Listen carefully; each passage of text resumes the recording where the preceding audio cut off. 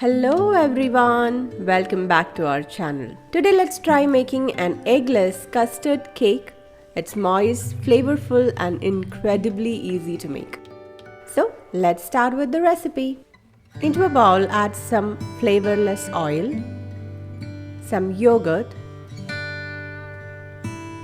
sugar. Now combine everything really well. Into that add some flour, custard powder, baking powder, baking soda. Sift that and add it into the wet mixture. Mix and combine it. Add enough water. You can replace water with milk as well. Mix it. Once the cake batter is ready, transfer it into a cake tin. Now pop it into a preheated oven and bake for about 30 to 35 minutes or until a toothpick inserted comes out clean. Once your cake is baked into perfection, let it cool down in the pan for about 10 minutes.